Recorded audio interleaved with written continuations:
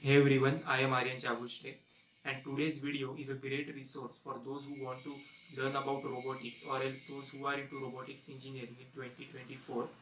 Today we have with us Rutvik Joshi, who is a robotics engineer and he has a lot of experience in this field. Make sure that you watch till the very end and subscribe to the channel.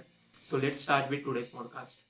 Hi Rutvik, how are you? Like what's going on? Currently enjoying the weather in Bangalore. So my first question, like before diving into the main questions, like can you tell about like your journey so far into robotics? A bit of introduction about yourself. Right. Yeah. So as long as I can remember, I've always been excited about robotics. Due to that, I got into mechanical engineering. I wanted to know about the mechanisms that go behind constructing a robot and all of that. So like during mechanical engineering, I got the opportunity to like create a journal paper vending machine. Uh, and then actually I created an in-pipe water leakage detection robot that basically goes through the pipes and detects for the leakages and lets the authorities know, and then they can go and fix it. So this was my mechanical engineering, but like during that, like COVID-19 lockdown happened, so there was no opportunity for Yeah. me to build like hardware because the parts weren't available, the shops were Right. closed. So yeah, actually wanted to learn about the software part of robotics. So I decided let's start with programming. So first I learned about MATLAB, and it is like like easy for you Good to to learn. start. It is a good yeah, it is a good language with which you can start. So I learned about it. Then actually I learned about Python. Like I learned Python, uh, and then like while I was searching for what major software that is used, framework that is used by let's say software engineers who are working in robotics, I found about PROS. Right. So I learned PROS, and then yeah, then I got my first job and Okay. got the Yeah. opportunity to work. Like main robotics journey started. So like my first question will be for that only. Like as a student or else as a robotics enthusiast, many of us don't know like what really happens in a company. So will you be able to explain like what game really a robotic company does? Like what are some kind of projects? Just you can clarify on that. So it depends upon like major of the robotics companies that are in the field right now. They have some product that they are building. It might be some hardware product or it might be a software product. So like in my previous company, we had a software product. We basically had a GCS, a web-based GCS application, and Mm-hmm. using that basically you can control drone like anywhere in the world. Like for example, I could be sitting here in Bangalore and I could be flying a drone, let's say in USA. Okay. That was the power of that. uh, you could like it was basically an internet application. You could control let's say drones from anywhere in the world. Okay. And basically they had a platform, a drone autonomy platform. So what they wanted to do was like create a software, like create a platform on which you can just give a mission to the drone, and then you can be like you can even not be on that spot. The Okay. drone will go do the mission that you have given it. Let's say it is a surveillance mission, it will do that. It will come back again, come back. It will recharge itself, and then again go for the next scheduled mission. Okay. Right. That's interesting actually. Right. So that was something that I did there. Then there are many companies who are working on, let's say, creating manufacturing drones, the Mm-hmm. software related to it. Uh, then there are like industrial robotics where people are constructing robots for warehouse management. Mm-hmm. Uh, and yeah, so that's what is going on currently in the industry. Right, right. So like you mentioned about drones and like you can just sit and control wherever it is in the world. So out of curiosity, like I want to ask one question. Does here a role of satellite plays like you control with the help of satellites like some APIs or something related to it? So like role of satellites for GPS. Using APIs only, but it will be over the internet. Like you Okay. will be able to communicate with a drone over the internet, which is sitting anywhere in the world. Uh, yeah, so Yeah. like basic internet infrastructure was involved in Ex- this. Yeah. Yeah. Yeah. So, are you specifically focusing on only aerial robotics, or else you are also exploring other domains as well? Right. It's not just about aerial robotics. Like in the last 2.5 years in my robotics journey, I have found that I find solving problems exciting. Mm-hmm. It can be any problem. It can be related to, let's say, aerial robotics, industrial robotics. But what I find exciting is getting those problems solved. It can help a lot to like the general society and everything. Now the thing is, like for the past years, I have majorly worked in aerial robotics and build experience on that front. But that is not the only sector to which I am restricting myself. Okay. I believe these are those beginning years where as much as I can explore, it will be better for me. Right, right, got it. So, you're majorly focusing on the software part in robotics, right? Yes. Okay. My question is, when we talk about robotics, currently I'm also final year student. So there are a lot of fields like aerial robotics, mobile robotics, also robotic arms. So would you like to give some suggestion to those who are learning, as well as those who want to land a job? What should they focus on? One particular field, or else is it good to just uh, learn about all these things? It depends upon what you're liking. First of all, let's say you like to work with aerial robotics, you like to work with land robots. It depends upon you what is like fascinating to you. For me, it was like in the former years, aerial robotics. Mm-hmm. But my suggestion will be not to restrict yourself to a particular thing. Uh, like try to explore as much as you can, and think about systems. Creating systems that are, let's say, scalable, that have distributed intelligence among them. Because let's say there are aerial robots. Okay, the future, like the thing that has been achieved now is controlling one robot. Okay, it is like uh, it has been explored and many advances have been made in that field. Okay, but now the thing that will be more important will be like the intelligence that you can put in the robot. Okay, it can be, let's say, you can process the video that you are getting from the drone. It Right. can be like how you can control multiple drones, fleets of drones, and like, let's say, achieve a particular task with them. Yeah. Okay, so for that, it this is a common problem in like all fields of robotics. You'll find this in aerial robotics, land robotics, let's say manipulator arms, uh, warehouse management, Right. everything. The robot should be able to what we can say, maintain a communication between them, like swarm robotics or something related to that. Yeah, yeah. That will be something that you should focus on. But see, the thing is, first of all, you need to clear the basics. Okay, you need to at Right. least know how one system works first. Yes. Then you can focus on things to like make them work, make them work together, have a distributed intelligence between them.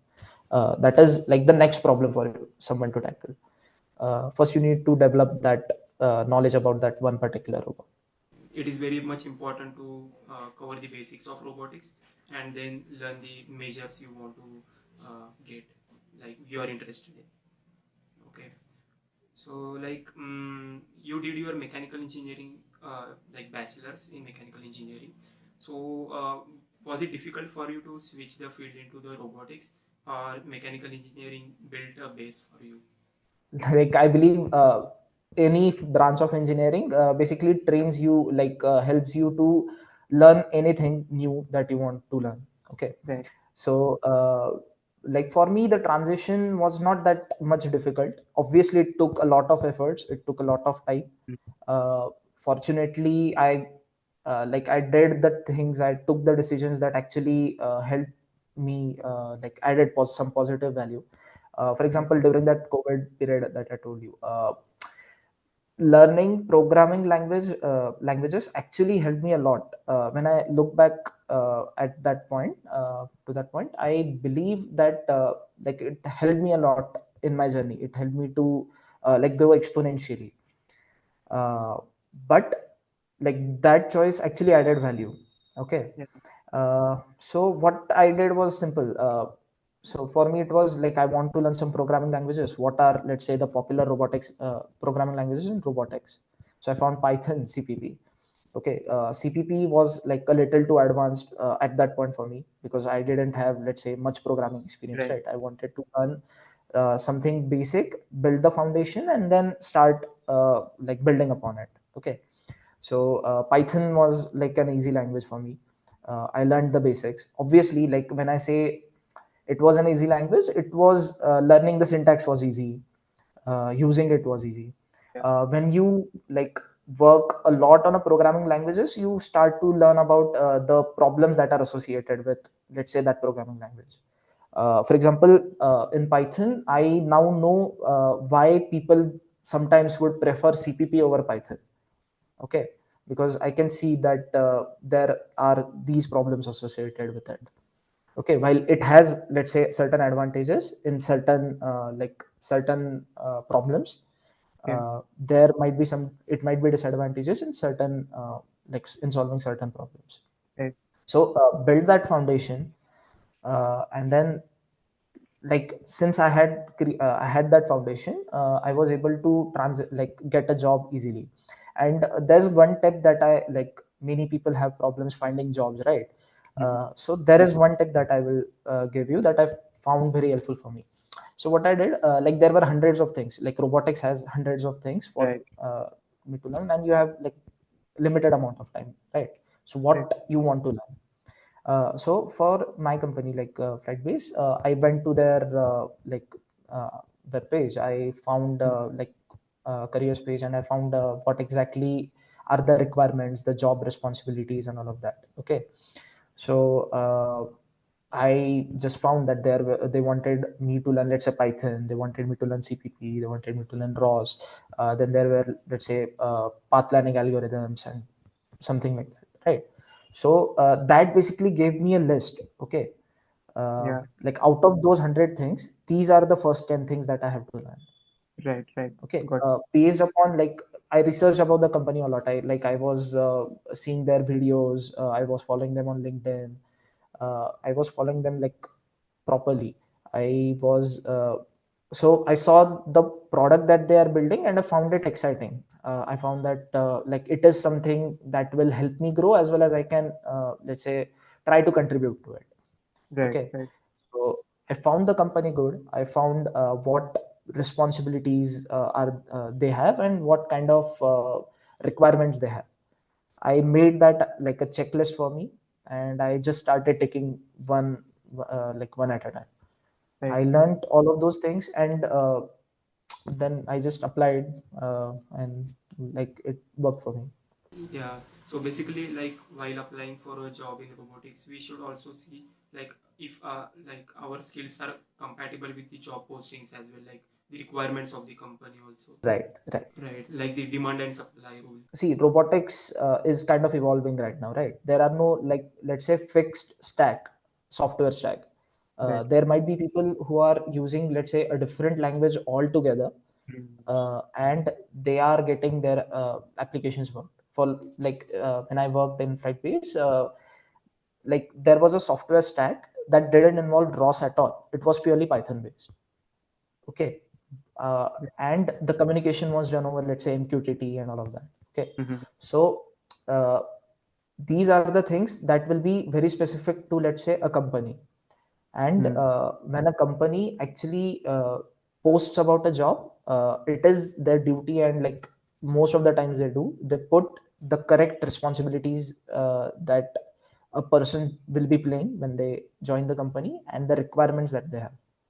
So if you follow that, like it's good for you. You get to learn. You at least have that checklist. You won't be confused. You will know those 10 skills. And again, let's say a company, if one company is like using, let's say, a particular software stack, there might be few other companies as well that are using a similar stack, and then Okay. what you learned here might also be helpful for you to apply to that company. Got it. Because the systems that some companies using might be the other company may also use. Like the basics won't change. So like previously you mentioned about some skills like ROS, path planning algorithms. Like those are also used in ROS as well. Like what I know is that, and also some skills like computer vision. So would you like to mention some top 5 or top 10 skills like according to you one should focus to land a good position in robotics engineering? Learn why to pick Python over Mm. CPP, why to pick Right. CPP over Python. Okay. uh, why to, let's say, use ROS. What are the applications where ROS 1 is good, what are the Okay. applications where ROS 2 is good. There is Docker, which you should know. Okay. Right. uh, because let's say if you are creating a software stack and deploying it, sending it to production, Docker helps a lot. Right. uh, and then there are computer networks. Okay. Let's say you are using TCP, Mm-hmm. why you are using TCP over UDP, or Okay. vice versa. I believe these 5 things will actually help you like begin your software development journey. Not just specific to robotics. Like Mm-hmm. ROS is the only thing that is specific to robotics, Right. but the other things uh, will be helpful for you in any software development journey. Yeah. And there is one more problem that I have observed. Like, don't just learn the syntax of it. Right. Learn the foundation that it has. For example, while learning ROS, most of the people just know the communication part of that framework. Right. People just, let's say, people know how to create a publisher, how to create a subscriber. Right. That's all they know. But exactly what is going behind, what is going inside that framework that is enabling this, okay, Mm. that is also important. Why is it important? Is that let's say when you become a good developer now, you would get like amazing problems, like Right. I, I believe I said that Python application, the Python stack that we created. Right. So that particular so knowing about, let's say, ROS, the communication stack, what goes behind the communication stack of ROS helped a lot there, because you know how things are communicating, how, let's say, different nodes are communicating with each other. Okay. And what is the problem behind it? So the task was not, let's say, creating a software stack that will be going on, let's say, a particular drone, like over an SBC of a Right. particular drone. It was creating a scalable system, scalable distributed system. uh, that particular software will not just help for one drone, it will help for multiple drones. Right. The drones can be tens, hundreds, thousands, and you need to learn how to create a system that will not break down. It is like, let's say, creating an Instagram app for a mobile and actually creating Instagram servers, Right. so that when the Instagram server crashes, it is a big problem, right? So you Got it. need to know how to create systems that won't, let's say, break down, that will be scalable. So we also like should know about how to build a system from complete beginning, like from the raw part of it. Yeah. Right. And So, like what I observed, I was part of a interview, and like I saw that the guy who had applied had a good knowledge. He had created good projects, but he just knew how to use, let's say, particular libraries. Okay, let's say he knew how to use Gmapping. Okay, mm-hmm. but he didn't know like what exactly is the search algorithm, like how which search algorithm they are using. How, what Right. is the theory behind that search algorithm? Right. The problem is, see, if you just want to use libraries, now you have, like, let's say, ChatGPT. You can ask it to write a particular code, it will give you the code, it Yeah. will work. The Now the problem is not writing code. The problem is optimizing it. Mm. Okay, so for optimization, for optimizing particular piece of code, you need to know the basics. What is exactly happening behind, let's say, that framework, behind that library. Yes, right. We should not miss the basics in search of any job. And like there is a thing in robotics that we say, like we should know how to build things on top of a particular thing. Like if we have a robot, then we can upgrade that particular robot, and there is no need to learn the basics part of it. But according to you, like we should also know the basics, that so that we can create a better version of the thing we are going to add. Right, Particular. right. So let's say when you are, this is like kind of a thing I say. So there is a developer's journey. Okay, so when you are beginning, like you will be creating, let's say, testing scripts. Then you will start, let's say, creating modules. You will, let's say, solve a particular bug. Okay, then you will start creating some features. Then you will start, let's say, architecturing stuff, then like architecturing the systems and all of that, and then you will go to a thinker level where you will actually think which technology to use. Like, Yes. why this Mm-hmm. technology is better than, let's say, the other technology. Okay, you will have implementers. You will, Right. like you will have a fleet of implementers. You will tell them, use this technology, do it in this way, and they will do it for you. Okay, uh, so for that, obviously, you can't directly go to a thinker level, right? Right. So during this part, you will be, when you are creating, let's say, those scripts, you should try to learn. Let's say when you are creating a publisher in Mm-hmm. ROS, you should know how like the subscriber communicates with that publisher. What is the thing that is going behind it? Right. Right. Okay, uh, when you are basically knowing all of these things will help you to become that thinker. Because Mm. let's say I'm picking up an application. Let's say I'm using ROS 2 over ROS. Why am I taking that decision? Okay, Right. for a developer, when I am told, like, let's write a code in ROS, okay, that is not a big problem for me. Now the problem is for me is, why should I use ROS right now? Why can't I use, let's say, ROS 2? Mm. And those are the questions that I want to know the answers to. Okay, Uh, and like over your time, you should get to a position where you know these differences. You okay. should know why you are picking XYZ over, like, ABC. Yeah. Okay, and obviously you can't just keep on learning the basics. It is a process that is going in the background. While you are, let's say, making a particular application, you are trying to learn why, like the basics of it, the foundation of it. Okay, and it is a process that is going in background. You can't, I know that I can't expect, like, people will be dedicating like time for it. Right. uh, it is a process that you have to do parallelly with the Right. task that you are doing right now. Got it. So what we learn, we should learn in depth. Like we should clear all the concepts behind that. Yeah. And this is because, see, the current situation is, there are, like, very large companies. Okay, then there are startups.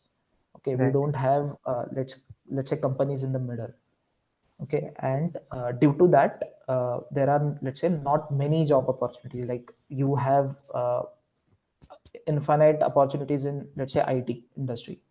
Okay, but robotics is an evolving field. It's not yet developed. Okay, Yes.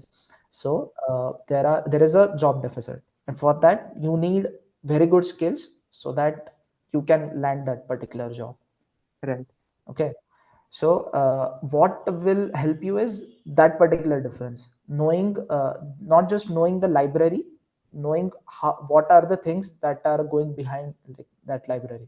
Right. What is it using? How is it solving the problem? That will help you land the job.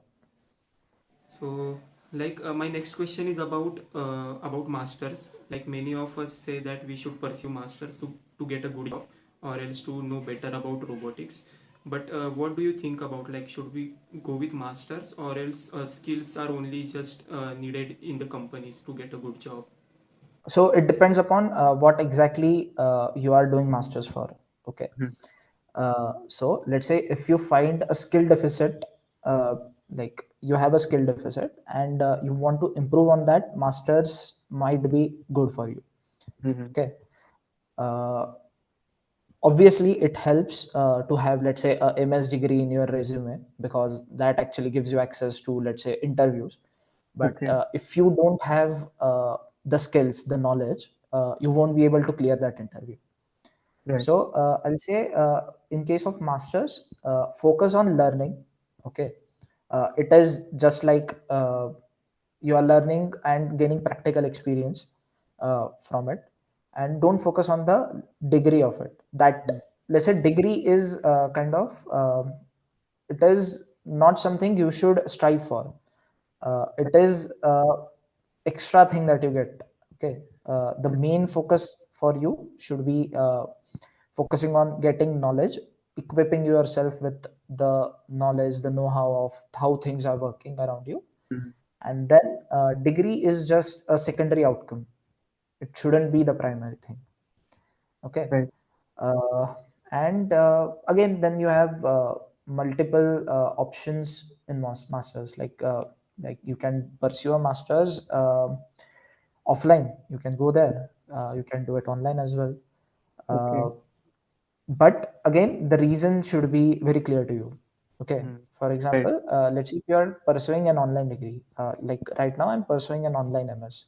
Okay. I'm doing so because I am getting value from like doing a job as well, and I know there is some skill deficit and I want to improve on that, and that's why I am pursuing a masters. Okay, Okay. Mm. for me, that degree won't help me get jobs. Okay, what I am like the experience that I have is what will help me get jobs, and that particular thing will help me bridge that skill deficit. Since, like I said, I am from mechanical engineering, Right. and I am currently pursuing a career in software part of robotics, right? So Right. I want to bridge that gap. That's what the role is playing, the masters is playing for me. But let's say if you are doing an offline MS, the things change for you. Mm. Pursue an offline MS if, like, let's say you want to build a good network. Okay, if you Okay. want to actually make friends that share the common views with you. Like, the another advantage is that you will get to work on projects, Right. actual projects with them. You will be able to, let's say, if you actually get a good idea, have a good idea, you'll be able to like start, create a startup. Okay, Right. the other things might also be like, it will be easier for you to get a work visa letter. That might also be the reason. But Yes. again, focus on the things that actually matter, that is improving your skills. Like, all of these programs are meant for you to improve your skills. Mm. Okay, people, like, if you focus on the degree, you will get that call for the interview. But if you don't know the knowledge, you won't be able Yeah. to clear that interview. Got it. So, like, basically, my next question is about job market in India for specifically robotics, because in India, like what I know is startups. There are a lot of startups, but not good companies, good major companies in the field of robotics. So that's why students decide to go abroad for masters and then get a job there. But what do you think about robotic jobs in India? Will they grow in the future, or else now also there is a lot of opportunity? And also, like, what salary can they expect in the beginning? Robotics in India is, for sure, like, it will definitely grow. Okay, we have good skills here, we have good knowledge here. Okay, uh, the only thing is, like, this the talent that we have is actually, let's say, going for MS. Okay, Yeah. that's not a problem, you go there, you learn. Okay, but uh, see, if you want to actually improve the condition for the people, for the, like, say, let's say, the next generation, you will have to come back and you will have to develop the Yeah. things that we have here, right? Right. But apart from, like, still the overall robotics industry in India is growing. Okay, Mhm. they are making, like, huge progress. Right. Right now, the only thing is, you have, like, major giants. Let's say you have Nvidia, Intel, all of those people. You have small companies. Okay, the startups. Right. But uh, again, the thing is, there is an argument that I have heard that, let's say, the robotic companies are not actually visiting campuses, and people are not able to like land a job there. right, Okay, the problem is that startups don't actually have the facility, like have the freedom to go and actually take interview in a college. Okay, they can't afford to do that. yes, Okay, so it is now up to us students, okay, who actually go out of the way, who go out of like who do something different from what the system has right right, now. Okay, the process that the system is following, and actually apply for the job. Okay, so you can approach the companies over, let's say, LinkedIn. There are multiple platforms you can approach them. Let's say there is an event and you can approach, let's say, the hiring team, or let's say you actually, when you visit these kind of events now, like for example Roscon happened in India uh, right now, Roscon India in Bangalore. right, Yeah, yeah, right. Actually, I missed that event. Yeah, I wanted to come, but I was not able to. Right, right. Yeah, so uh, it was an exciting event. I was not able to go, but from what I like heard, there were many people, okay, the people who are very prominent in the field of robotics, who actually mhm, visited that event. right, And you get the opportunity to meet these people, right? You will be able to, let's say, network with create a network with them. You will be able to, if they like you, if they find your profile suitable, if they like your knowledge, why won't they hire you, right? mm, Even companies need good talent, okay, right, because that will help them to grow. But the problem is, what they are finding right now is, the talent that they are expecting and the talent they are receiving has a certain gap. Okay, right, uh, it is up to the students to bridge that gap. Once you do that, once you get out of your comfort zone, obviously there is, I can guarantee you that you will get good jobs. Yeah, I believe that yes, answers your yes, question. Yes, yes. Like last point was about you mentioned about we can also approach on LinkedIn. So like what is the good way to approach on LinkedIn? Yeah, so for my first company, even I approached like the CEO of my company on LinkedIn. Okay, okay, so as I told you, I had seen the roles and responsibilities that right, like for that particular role. I created my profile for that particular role, like in the 3 months, 4 months period. Okay, then I approached him. I told him the scenario that I have been following you. I know these are the responsibilities. I have tried to learn about it. Here is my resume. Please, like, see if you can, if you find me suitable, and let me know. Okay, that's the thing that I did. Uh, mm, and for me, like, the what happened was, I didn't get a reply for a particular duration. Okay, then I thought that probably, like, he's the CEO of a company now, right, why would he respond to something like this? yes, But he actually responded. Okay, yeah, and he actually told me, okay, I have seen this, please forward it to this like, email this over, send an email. Okay, mhm, I'll let's see what we can do. I sent right, the email, I got a call from the HR, and like the process then began. Okay, so what I have seen, the startups actually need good talent. It's just you have to present yourself. right, Okay, if you are not able to present, currently the situation is not feasible for the startups to come to you. You have to go to them. that's true, And like the bigger companies, they expect people who have like 3 years of experience, five right, years of experience. And like, it is very difficult for you to get an opportunity in companies like that. Okay, those companies have campus drives, but for that you also need to be in a very good college. You need to be in, let's say, IITs, and then only you will land a job there. They won't come to like smaller colleges, smaller universities. And you have to expect that, make your move based upon that, like upon that knowledge, and then land the job. Right, got it. So like for a fresher or a beginner, what salary can they expect after joining the company? Yeah, so it again depends upon your skill level. right, uh, there are companies, even startups, who can pay you like 7 lpa, 8 lpa, 9 lpa. Okay, uh, there are companies who will pay you 4 lpa, 5 lpa. Okay, the problem is not with money, the problem is with skills.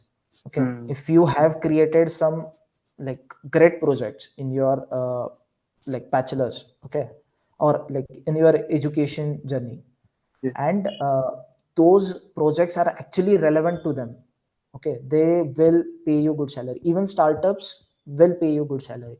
There is no exact amount that I can say. You Mm. can find that on, let's say, you can go to Glassdoor page, you can find like average salary for XYZ job. Okay, that is possible.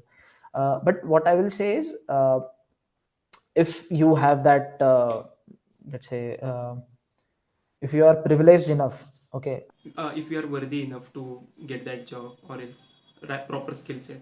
not worthy, I'll say privileged enough. If you are privileged enough, uh, don't focus on the money in Mm. like the starting years. Okay, Right. obviously if you have some responsibilities, you will need money. That's okay, everyone needs money.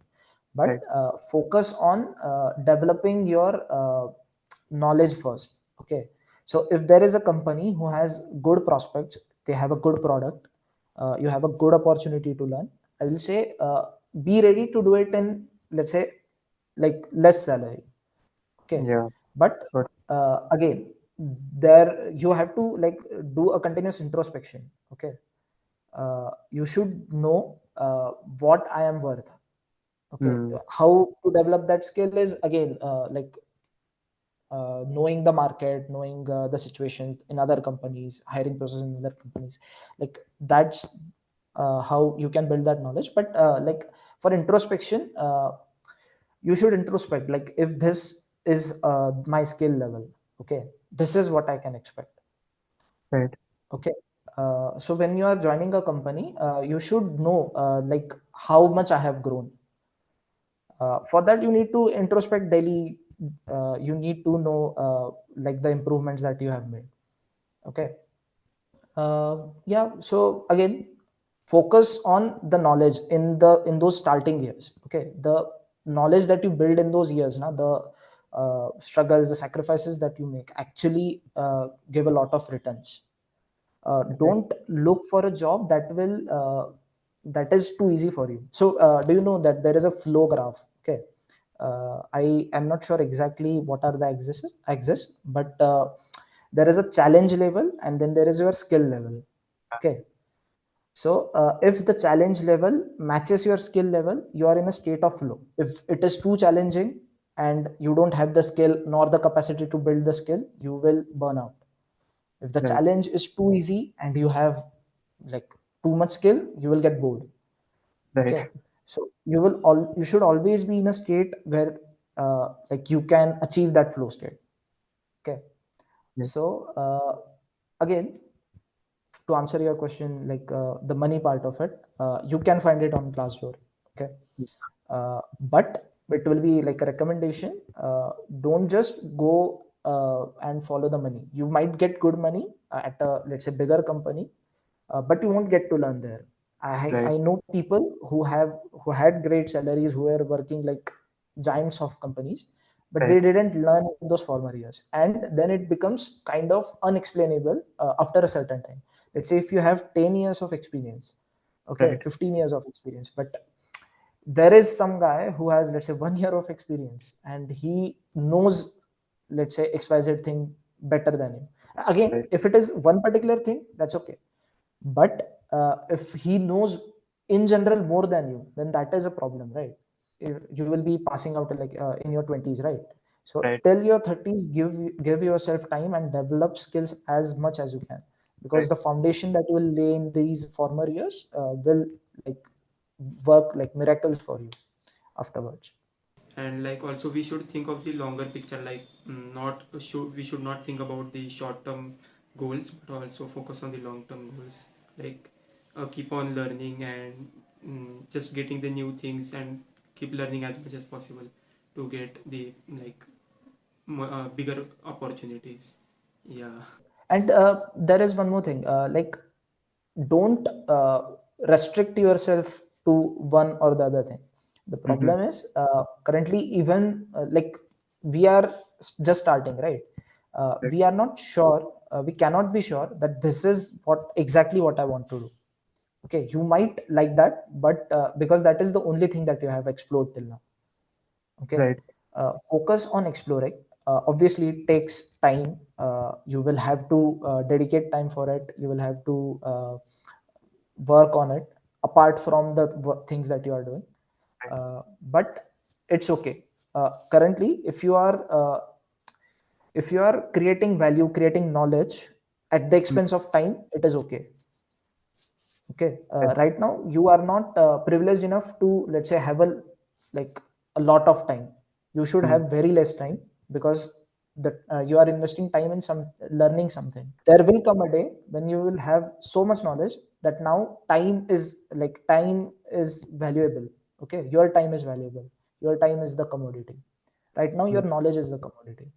That was amazing.